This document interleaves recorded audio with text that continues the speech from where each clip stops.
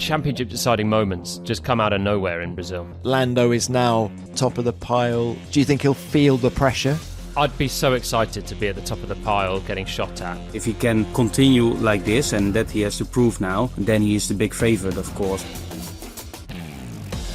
Is Oscar on the back foot as much as the headlines would have you believe? I think he is. The world champion strikes back. Max Verstappen wins the Sao Paulo Grand Prix. 17th on the grid to the win.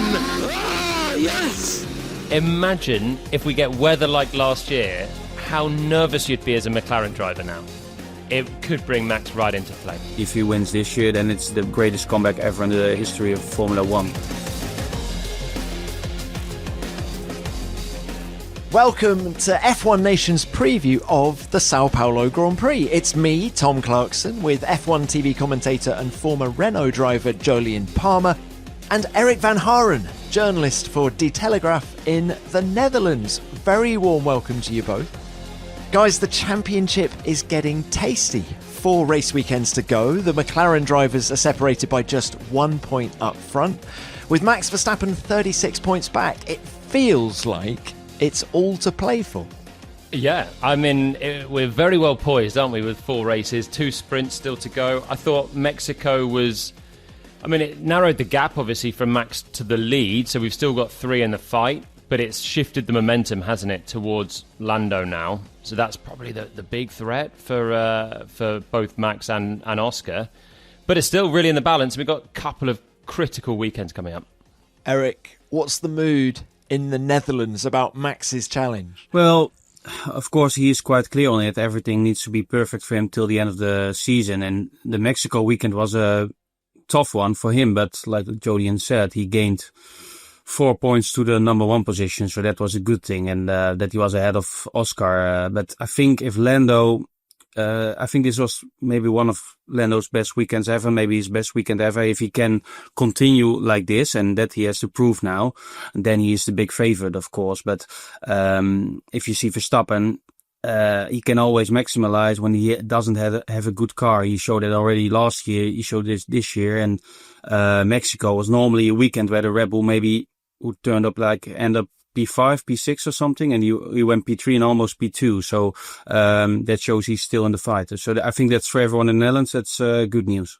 Well, let's break it down. Let's start with the McLaren drivers. How has Lando recovered 34 points to Oscar since his DNF in Zandvoort? It's been an incredible run.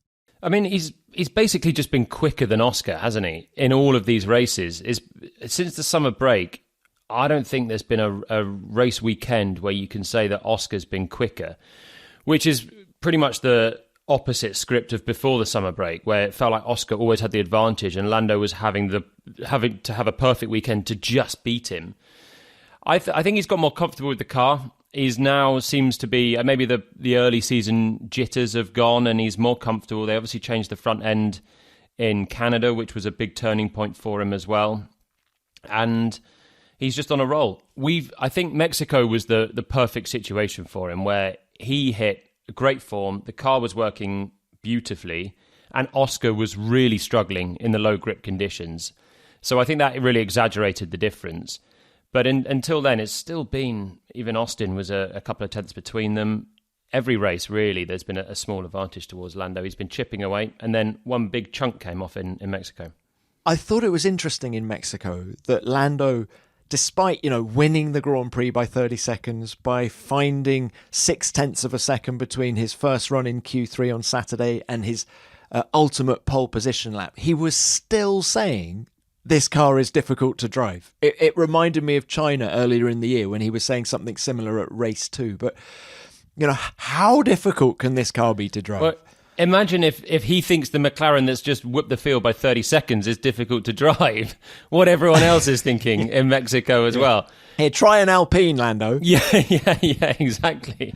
I think Colapinto just had a spin at turn 1 just on his own, trying to keep it on the circuit. So, they're all difficult to drive in Mexico. I think, he's still maybe not 100% comfortable with it, but I thought he had a lot of confidence in Mexico. The way that he was speaking, you just felt like he was the class of the field. Obviously missed FP1, jumped back in, and maybe he thinks the car's still difficult to drive. It's a Formula One car. That's how they're supposed to be a little bit, isn't it?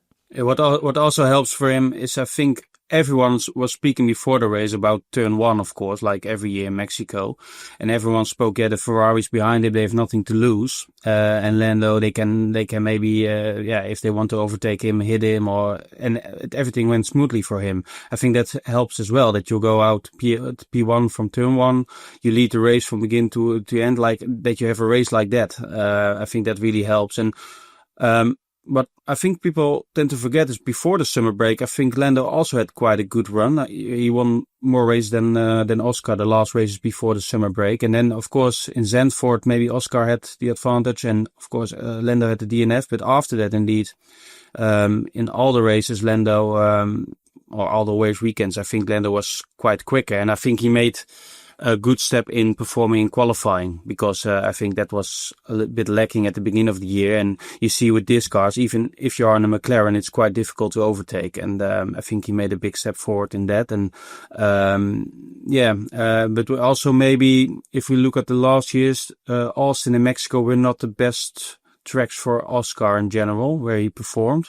So maybe he can hit back in Brazil or Vegas. The qualifying's the key, isn't it? Because they struggle to overtake each other, as you said. But I think also for Lando and Mexico, if you're in a championship chase, especially with Max, who we know is, ruthless and so good at putting things together, but you've got the two Ferraris and George Russell on the grid. If I'm Lando and I'm in the championship fight, I'm feeling confident, I've got two Ferraris and Russell before my next championship rival, it gives me so much confidence, because you know that if you, worst case, Hamilton comes past, worst case, Leclerc comes past, it's not critical for the championship. So you relax a little bit and you probably drive a bit better. If you look at Austin, the start, it was Lando against Max. The pressure's so much higher on that race start. And for two of them, he didn't do such a good launch. Can I put something to you two, which is, have Oscar's last two races been as bad as they look on paper? Because I actually think he's made progress since last year. As Erik was saying, Austin and Mexico have been weak tracks for him in the past. He was 0.6 off Lando in qualifying in Austin last year. He was only 0.2 this year. He was out in Q1 in Mexico last year. Okay, admittedly, that was a track limits that ultimately put him out, but his first lap wasn't up there either. Yet this time, he made it through into Q3, and the second half of his race in Mexico, I thought, was as good as anything we've seen from him all year. That move on George Russell into turn one was outstanding. So actually, is Oscar on the back foot as much as the headlines would have you believe? I think he is. I think that's a really nice way of framing two pretty disastrous races for him. I'm not saying they were good races. JP, I'm not saying they were good races, but are they, in terms of points, P5, not good when you're fighting for the World Championship, right? But in terms of where his confidence will be and how much he was extracting from the car, was it as bad as it looked? I do think it's a struggle. I think when you're 0.6 away from your teammate in Mexico, it doesn't matter where you've been the year before. That's the biggest gap in the whole field in terms of a teammate comparison, and you're the title rivals. It's 0.6 in modern Formula One is a big gap. You've got Lando winning by 30 seconds, honestly cruising for a lot of the race, and Oscar also, I know he got back to 5th, but think about the positions he gained. Hamilton got a penalty, that's one extra position. Antonelli had a slow pit stop, that's another extra position. And then he did an overtake on George Russell. It was a great overtake. I really enjoyed watching that one. But he still finished on merit behind Ollie Behrman. It's a salvage, which is as good as you can get on a bad day. And you take the luck or you take the overtake. It doesn't matter. The points are the points. But the performance will be a concern, I think, for him.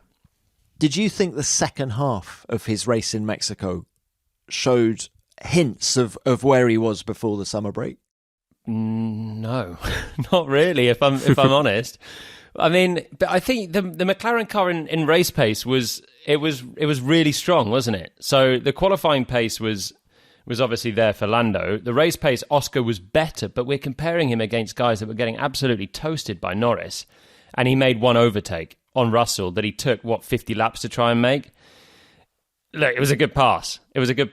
But it's one overtake. And then even trying to hunt down Behrman, he's up against a Haas. And he didn't make it look easy, the chase.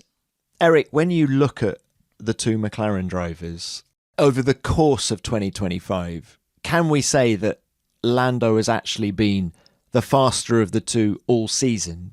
And all that has stopped him eking out a big lead is silly little mistakes along the way. Yeah, the mistakes and the DNF in Zandvoort. I think you've seen a lot of weekends that Lando is quicker on pace than Oscar, but then suddenly in qualifying, Oscar is there.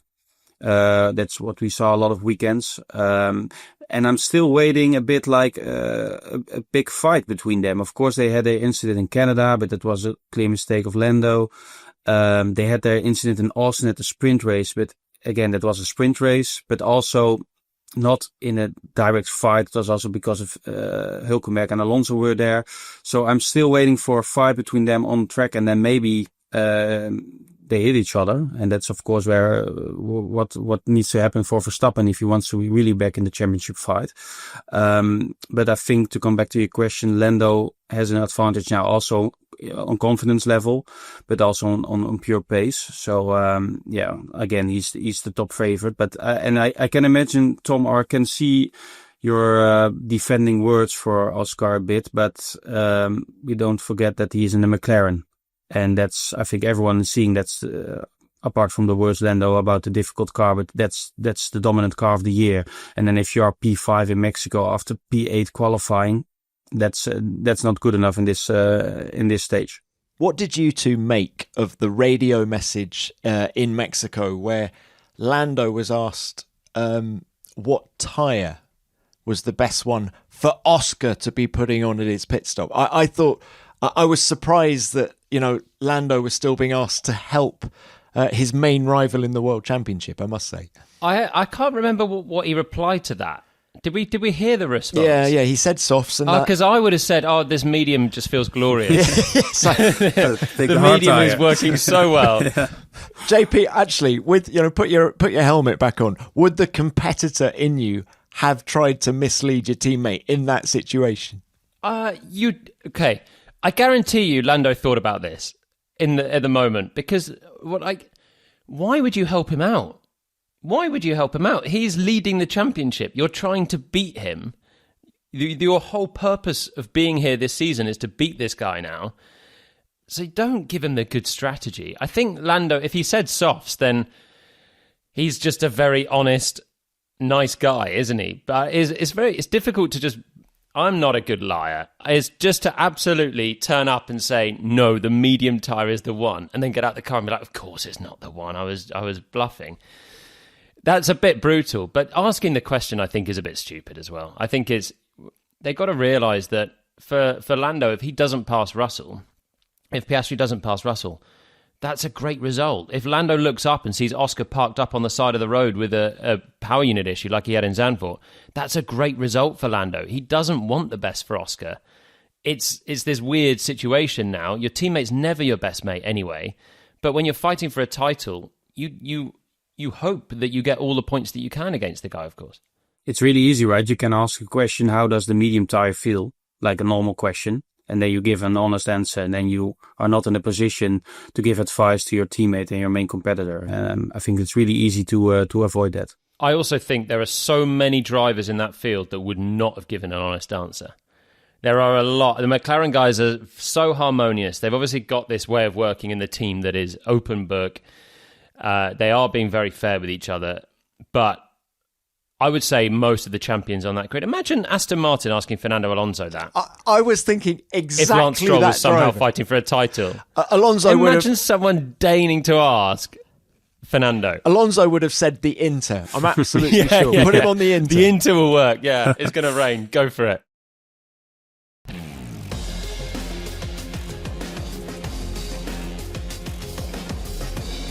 So, Oscar has struggled at the low grip tracks of Austin and Mexico. Guys, what about these last four races starting at Interlagos? Can he be hopeful that the tracks coming up are going to suit his style a little bit more?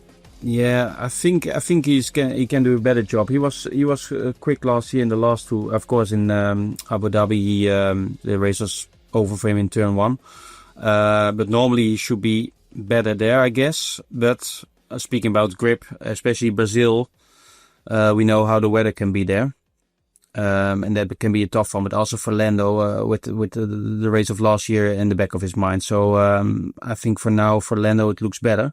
But I think for Oscar, also when you look at his results of the last years, it should be better and should be suiting him better than Austin and Mexico. Oscar was on pole for the sprint in Interlagos last year. That was a dry session. Then you remember in the sprint itself, he was leading and then gave up the win to Lando to help his championship challenge. And then sort of the rest of the weekend was wet. I mean, do you guys remember we were up at 5 a.m. on race day because we had quali and the race on Sunday. Wet weather, chaotic race. Max wins from 17th on the grid, of course. And that kind of won him the championship last year, that race itself. But JP, your thoughts on Interlagos and whether you think it'll suit Oscar? He'll be much better. Definitely. It's a really short lap. It's a fairly simple circuit to get up to speed. It's another sprint weekend, but I don't think that's necessarily a bad thing for Oscar. As you said, last year he was actually very good straight out of the blocks, and he tends to build up on a race weekend, on a conventional weekend through the practices, but so many times now on the sprint, he's competitive on the first day. And I think as well, more than anything, he has to be good in Brazil, because when you talk about these low grip circuits, the real problem that I think McLaren have got coming forward is going to be Vegas. We're jumping ahead of ourselves here, but that's a cold, strange circuit. They've never gone well. So I think it's really important for Oscar that he can just get some points back on the board before Vegas, which will be back towards a tricky circuit, probably particularly for him. And yeah, it's a short circuit. It'll be fine margins. It'll be a slipstream out of the final corner. It'll be a lock up in the middle sector that'll be the decider. And I think probably the three of them, with Max as well, will be very, very close on pace. And there is going to be an unknown. Do you remember last year they resurfaced the whole track ahead of the race, and the drivers complained about bumps? And so they've resurfaced again this year. Not all of the track, but the end of the lap's been resurfaced. That run down to turn 4 has been resurfaced as well. So there will be that anomaly to play with that could cause a bit of havoc. And looking at the forecast, it's unpredictable again. It's not very hot.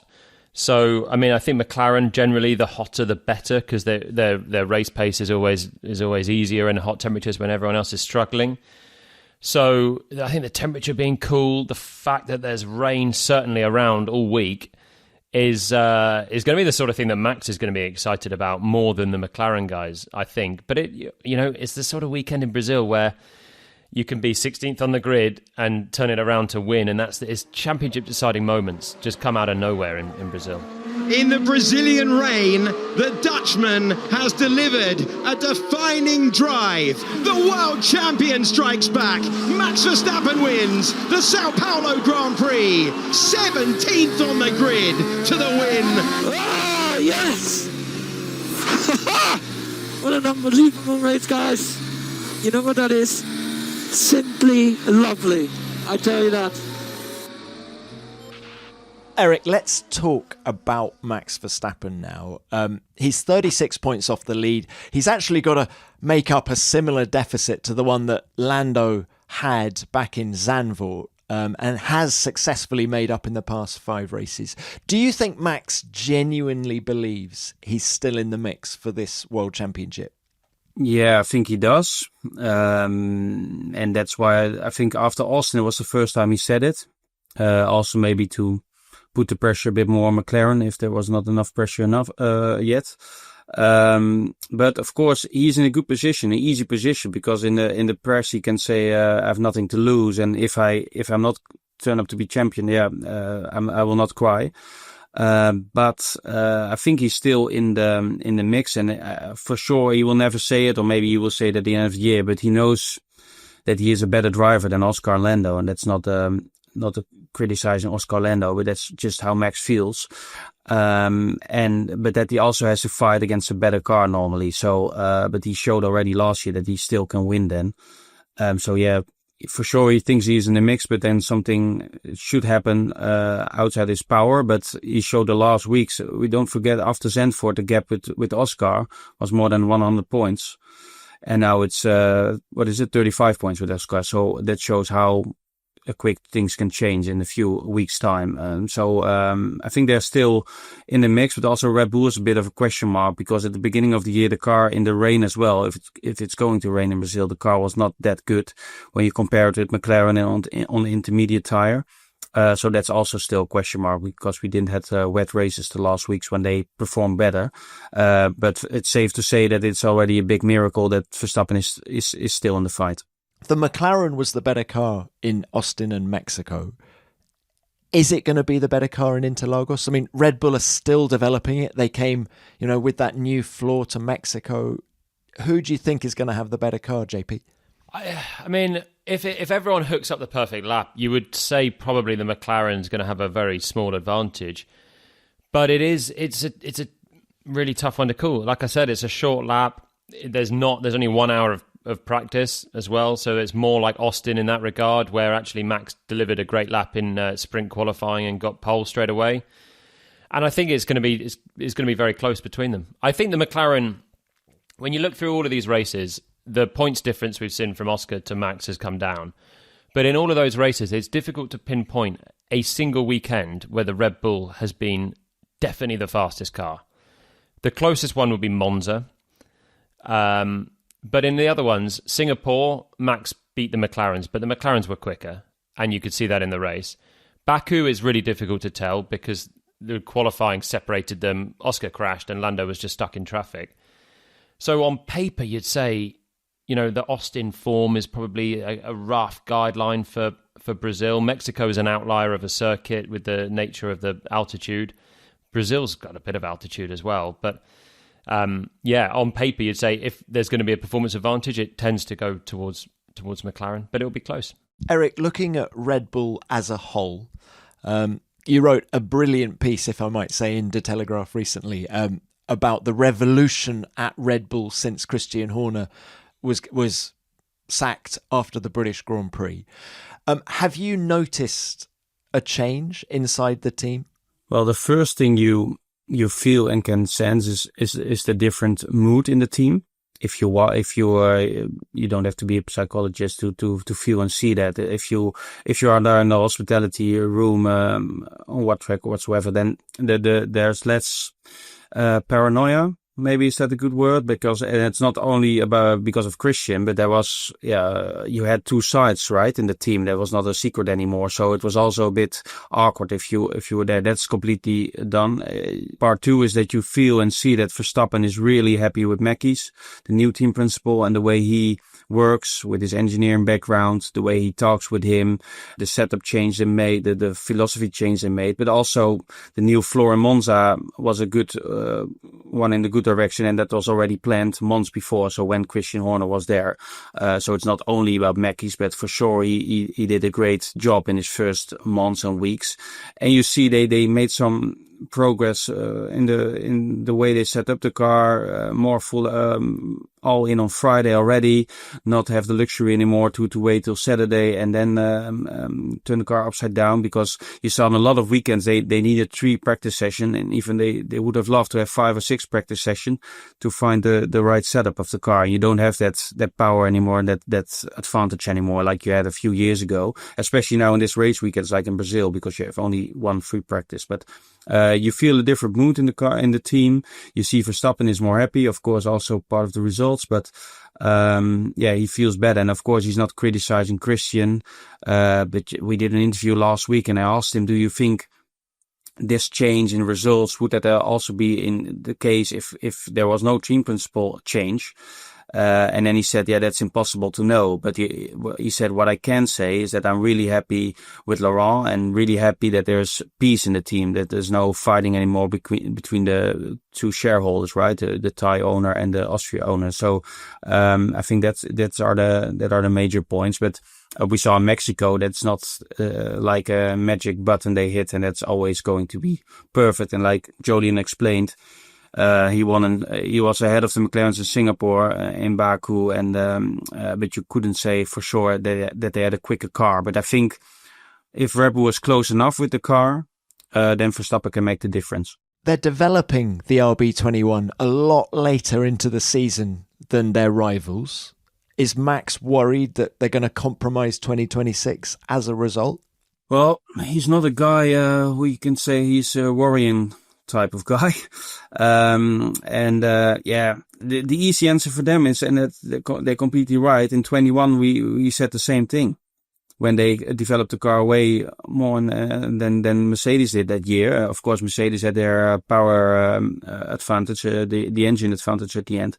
And then in 22, with the new rules, Mercedes was on the back foot and Red Bull was dominant again, or at least competitive together with Ferrari at the time. So that's the easy answer, and no one knows for sure. It's the same with the power unit. Everyone is saying Red Bull will be on the back foot, but yeah, how can you know that for sure? And I don't think you can say, if you're like in Zandvoort more than 100 points behind, that you think, okay, we develop this car to see what happens. I think you can also learn from this car for next year, although the car will be different, but you can still learn, of course. I know we're previewing the Sao Paulo Grand Prix, but can we just look even further ahead, Erik? Do you think it's a foregone conclusion that Max will leave Red Bull at the end of 26? Or do you think, or what has Red Bull got to do to keep him for 27 and beyond? Maybe a better question. I thought this question would come next year, Tom, but we can do it now again. It'll come next year as well. Yeah. That's a funny thing, right? Everyone, if Verstappen is leaving the Formula One, a lot of stories will be gone, because this year he entertained us without his influence, like 2 or 3 months with where is he going in 26. Of course, he said, I'm staying at Red Bull in 26. And everyone is looking for in a better place, in a better shape now. But if in 26 the car is not good enough, it's not competitive, of course, after 2 or 3 races, we're getting these questions again. And then I'm sure he will think, okay, maybe I'll leave. And I think for 27, there are a lot of options on the table. And for Verstappen, there will, I think, almost everywhere a spot. So it's not definite yet. You can't say it yet. He has a lot of time to make up his mind. But if Red Bull is not competitive this year, I think the chance is still quite big, that he will leave the team and will drive somewhere else in 27. All right. Well, look, let's bring it back to Sao Paulo. Guys, just as a final thought then about this coming weekend and the championship, is it still in Max's hands? Or is he going to rely on the McLarens having a problem? Is that what he needs now? I think it's still just about in his hands. I was trying to figure this out.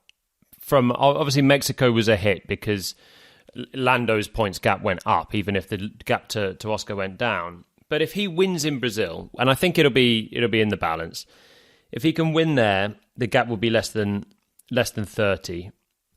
Then Vegas is going to be the big opportunity where you've got Mercedes will be quick. They're always quick in Vegas.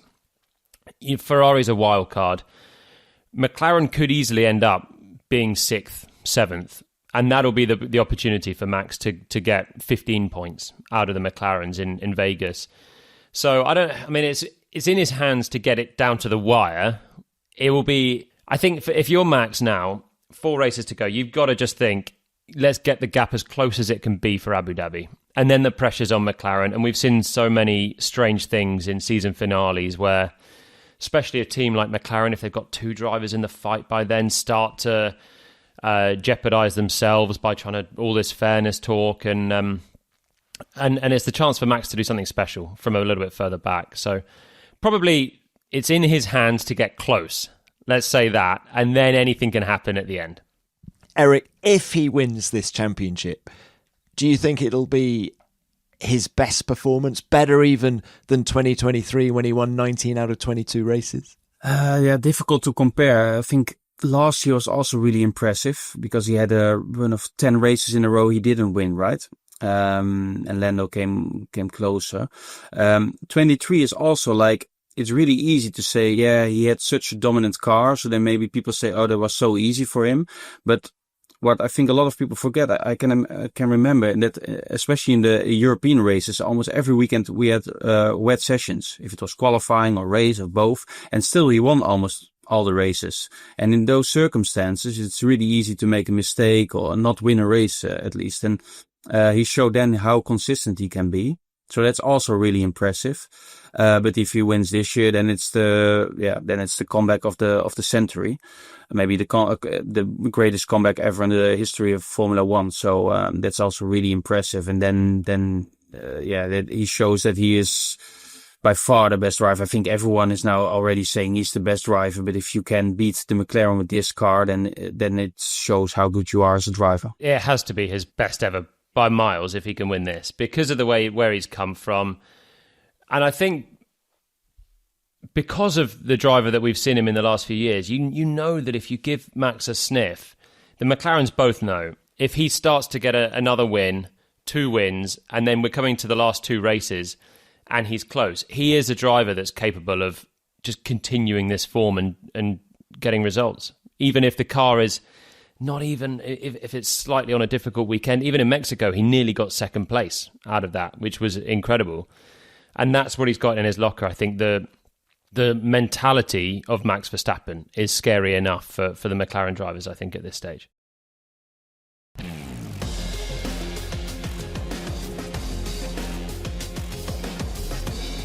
There's more to come from our Sao Paulo preview in a moment, but I just wanted to let you know about the other official F1 podcasts you can listen to this week.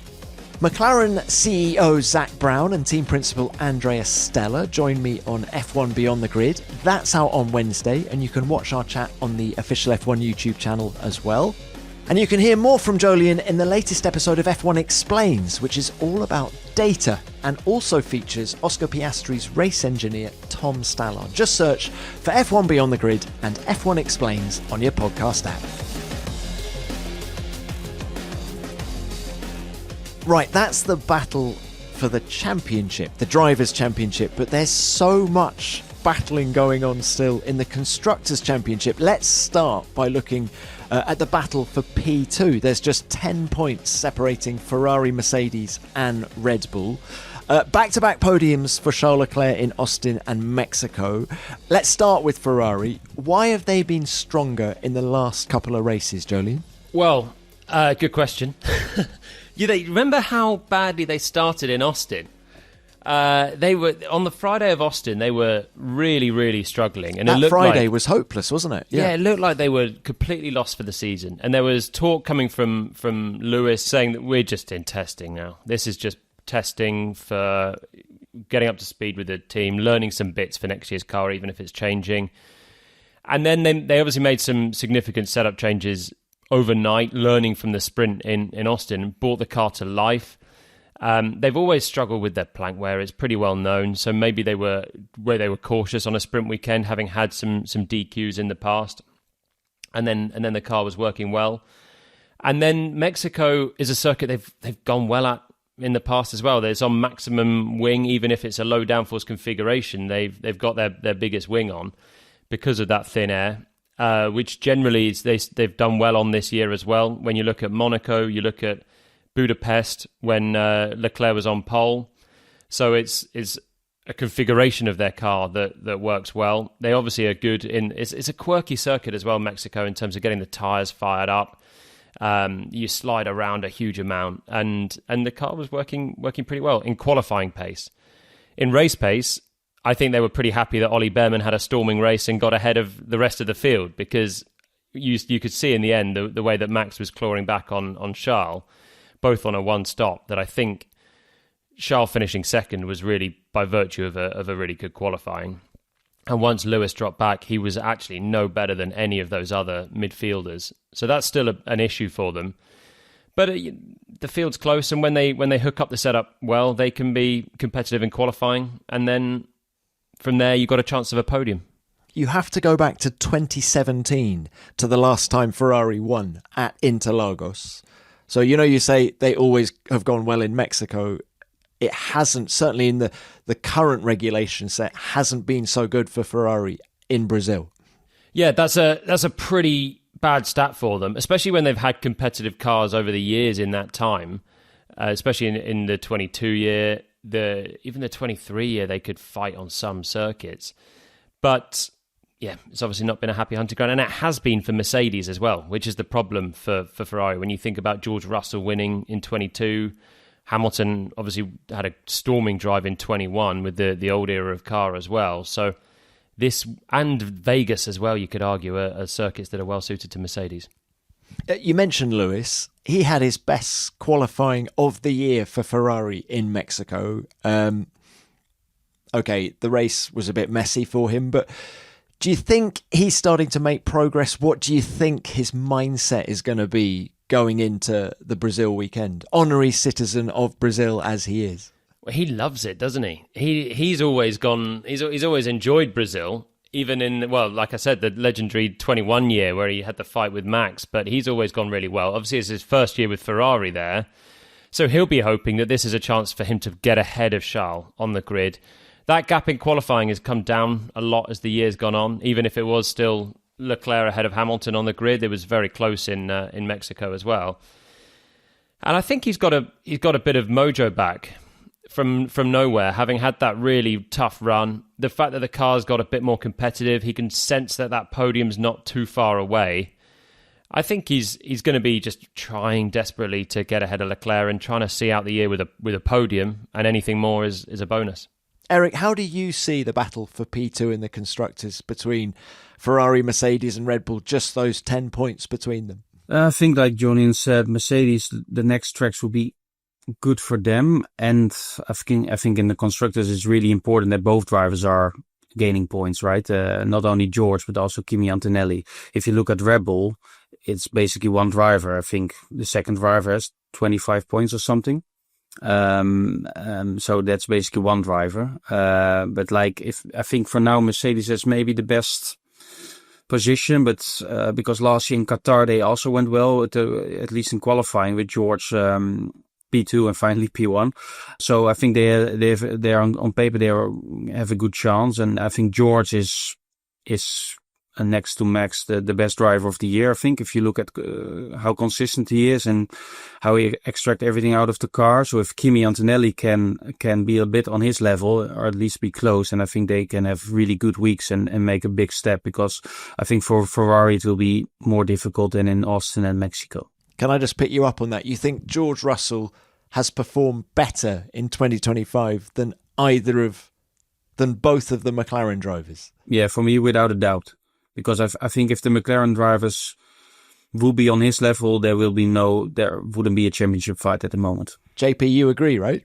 Well, we had this chat, didn't we? Was it last week? Yeah. 2 weeks ago. Yeah. I was just saying, I'm interested that Eric agrees. Yeah. Yeah. Well, he's of a very sound mind. I thought it was Max, then George, and then Oscar at the time for the three in the season. I think you could switch those two McLarens around by the end of the year if depending on what happens. But the point is, when Russell got his new contract, wasn't it? And you just couldn't say anything other than he really deserved it, because he's carrying Mercedes so much. His performance is just so consistently good. He makes very few errors. Is by far the best George Russell that we're seeing this year. And he can play still a big part in the championship, right? He has nothing to lose. You saw it with his overtake attempt on Verstappen in the sprint race in Austin. I think the McLaren drivers would have done it because they are not in a position to take that risk, and George has nothing to lose. So that's also quite interesting. Also, you saw it with Charles in Austin in the fight with Lando. So they also, especially Charles and George, can play a big role in that in the fight. I actually thought on that topic, you're absolutely right, and that all of these races, they will have as big a say as the performance out front as well. But I was amazed, Max's move on Lewis, given that context, how punchy was that? From so far back, a little bit of wheel banging, and of all the drivers, you're picking Lewis to be the one that you're going to throw that move in, with all of their history, all of their contacts and everything. how Lewis, eventually obviously tried to keep it in for turn 2 and then cut the corner at turn 4, but that could have so easily just ended in Max and Lewis, bit of a tangle, some damage, and the season is done there. It was brave from Verstappen to pull that one off. JP, in defence of Max and that move, Lewis has always been one of the cleanest drivers on the grid. Well, he has, but not necessarily with Max. Even if you think back to the Brazil 22, wasn't it, when Russell got his first win, and it was at the end of all of their 21 season, where I have to say Max was the cause of more contact than Lewis, but they seem to be like magnets together. The same in Hungary. I'm thinking it was last year in Hungary, 24, and again Max went for the dive. There was a contact between them, and just those two, not necessarily pointing fingers, but they seem to always find each other on the track. And Max doesn't actually have contact with that many drivers. Lewis very rarely has contact with other drivers, but if they're going to have contact, it seems to be with each other a lot. And so with all of that, that was the boldness of Verstappen's move in Mexico, just because he has, I know, less to lose than the McLarens, but still a potential championship. And if you're Lewis, he's fighting for nothing apart from maybe a podium. So if someone's lunging you for P3, you're going to get elbows out. You're going to be 10 out of 10 aggressive back, aren't you? Well, that's the battle for P2, but we have 4 teams battling for P6, just 12 points separating Racing Bulls, Aston Martin, Haas and Sauber. Haas jumping up from P9 to P8 after Ollie Behrman's sensational P4 in Mexico. So guys, who's favourite? Are Racing Bulls going to stay in P6? I think the attack is going to be from Haas, isn't it? It's Racing Bulls trying to hold on from Haas for me, because of the way that we saw Behrman's race in Mexico, but he's got points in the last 3 Grand Prix. He's absolutely flying. They bought upgrades quite late on. They're working really well. They've got on top of this Austin upgrade as well. Ocon's also in the points. Racing Bulls feels like they're hanging on, and I can see Haas doing it all, actually, coming back past the bunch of them if they could put more clean races together. Yeah, I won't rule out Sauber as well, because I think the last week, of course, Bortoletto is doing a great job, but the last week's Hülkenberg is also doing better. And Racing Bulls, I think when you look at the car at some tracks, they are really strong, and a lot of, there was even a team principal saying to me last week in Mexico, he still thinks Racing Bulls has a better car than, at least a more stable car than Red Bull. But the only thing with Racing Bulls is that the driver still has to prove themselves, right? They're not sure for their seat next year. Of course, Hadjar, yeah, we all expect him to go to Red Bull. But for Lawson, it's still, yeah, he has to fight for his seat. But it's not always an advantage, I think, if you are in that position. Can be, but you can also be over the limit. So that's maybe also some aspect coming into play. But I think it can be really close. We don't speak about Aston Martin. Maybe that's also with a reason. I think it will be really close between Racing Bulls, Haas and Sauber for that P6. I've been surprised how much Behrman is now beating Esteban Ocon at Haas as well.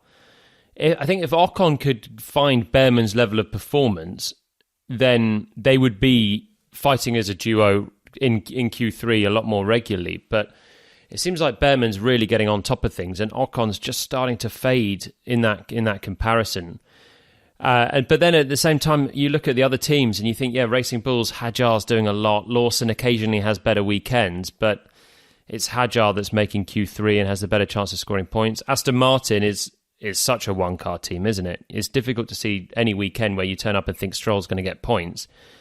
Maybe he will at some point, especially if there's a wet race coming up. He can end up there, but it's Fernando that's leading the charge there. And then Sauber at least have got 2 drivers that on any given day can score a point. So watch out, Aston Martin. If we're playing snakes and ladders, Aston Martin could slide back and Haas and Sauber could climb forward very easily in these last 4 weekends. I reckon so. I think if you were Racing Bulls sitting there in 6th place, you're not feeling comfortable. Erik, quick word on Hadjar. You said you're expecting Hadjar to go to Red Bull, but we don't know anything for certain yet. So when are we going to get confirmation of Red Bull's driver lineup for 26? Well, it was interesting because the top advisor of the team, Helmut Marko, said for weeks or months that the decision will be made after Mexico. And we are there now. But now they said in Mexico it will be not before, around Qatar, Abu Dhabi. It will be before Abu Dhabi, Mekies said. So it will be maybe end of November, beginning of December. And that also has to do because they want to confirm the 4 drivers of the whole Red Bull family in one. So of course we know Verstappen for sure. But also the other 3. It's not a secret that Helmut Marko wants Hadjar and Red Bull and Arvid Lindbergh to the Racing Bulls. But Helmut Marko is not the only one deciding. It's also Mekies and maybe the Red Bull sports boss Oliver Mintzlaff and his team. So I think they give themselves more time, and also between Yuki and Liam who get the last seat. So, but normally I would say if Hadjar continues like this, he will be next to Verstappen next year. And then I think a lot of people will say, is it not too early after 1 year? But yeah, at the other side, you can say it will be complete new cars next year. So it gives him maybe a fresh start. And maybe Yuki can also do a great job the next couple of weeks. And maybe he can say to the Red Bull owners, maybe I deserve a second chance in this team. So, but we already knew when Yuki came into the team that it was like normally a short-term decision, right? Because they give the trust to Lawson. Well, the trust lasted 2 races, but if they were really convinced about Yuki, they will have put him in the car already at the beginning of the year. Well, guys, thank you both very much for your time. It's been a brilliant chat. We're going to end this with some podium predictions. From each of you, I would like a sprint winner and then a 1, 2, 3 for the race on Sunday. Who's going first? JP? Let's go. Sprint winner is Norris. Then I think Norris also wins the race. I think this is the weekend he starts to become a real championship favourite. Then Verstappen comes second. And let's go Piastri's third. And we're all still close heading towards Vegas. Jolyon, can we just look at the hunter versus hunted dynamic? Do you think the fact that Lando is now sitting at the top of the pile, being shot at, so to speak, do you think that will affect his mentality going into these last races? Do you think he'll feel the pressure? I'd be so excited to be at the top of the pile getting shot at. It's such a better position to be in, because if I'm Lando now, you're 1 point ahead, but you're thinking, I want to be champion, but I want to be out of touch by the time we get to Abu Dhabi now. With the form that he's on, he's not seeing a gap dwindle down. He's just seeing it grow. Well, he's seeing it swing towards him. So I think if I'm Lando, I'm thinking, let's build this to be at least 15 points by Abu Dhabi, maybe more. And yeah, with every win now, he's getting so much closer to the title. And obviously with that buffer, you can build in the chance of something going wrong as well. Oscar's kind of lost that chance now. If anything goes wrong for him, because he's lost the buffer, he will probably be out of the title race. And Max never had the opportunity anyway. If anything goes wrong for Max, he's done. Whereas Lando, with this run, if he wins 2 more races, he can afford to have one that's not so good, and he'll still be there for Abu Dhabi. I think as well, if Lando wins in Brazil, he will win the championship. So I'm not saying he's going to win. Huge. I will say Verstappen winning the sprint. And then I didn't look to the weather forecast, but then I will say it will rain, so it gives Verstappen even more advantage, so he will win the race as well on Sunday. George Russell second, as the second consistent driver of the year. And then Lando Norris P3. I think Max is at his best when his back's against the wall. Just look at the drive he put in at Interlagos last year. He was furious after qualifying because it didn't go well, and yet he wins the race later that day from P17. I think his back is against the wall after what went on in Mexico. So we're going to see the very best of our 4-time champion in Brazil. So he's where I'm putting my money for the sprint win and the Grand Prix win. And then I think we're going to see the 2 McLarens raise their game, because they have to now. It's 4 to go. So I think in the Grand Prix itself, I see Oscar Piastri coming back. I see him P2 and Lando P3. TC, imagine if we get weather like last year, how nervous you'd be as a McLaren driver now. Because that's the one thing where it could bring Max right into play. He is the king of the wet. Do you remember his save? Was it 2016? He was just coming up the hill towards the start-finish straight. Just, there's something about Max and Brazil. It is so easy to crash in the wet of Brazil. Of all the circuits on the calendar, Brazil in the wet is hideous to drive. So that's the thing. You've got Max, who's got great form there, and you've got the McLarens with the best car, the best opportunity, but such an easy chance to ruin it all if it rains. So, it's going to be a good one, isn't it? It's going to be a humdinger of a weekend in Brazil. And guys, thank you both very much for your time. Great to talk it all through. Erik, great to have you back on the show again. And JP, I look forward to seeing you at Interlagos. See you then. Thank you, Tom. If you have F1 TV, you'll be able to enjoy Jolyon's analysis of all the racing in Sao Paulo this weekend, and you can keep across the action at f1.com, the official F1 app, and at F1 on social media as well. Thank you very much for listening as ever. We will, of course, be back next Monday from the Interlagos paddock with our review of the Sao Paulo Grand Prix. F1 Nation is produced by Formula One and Audio Boom Studios.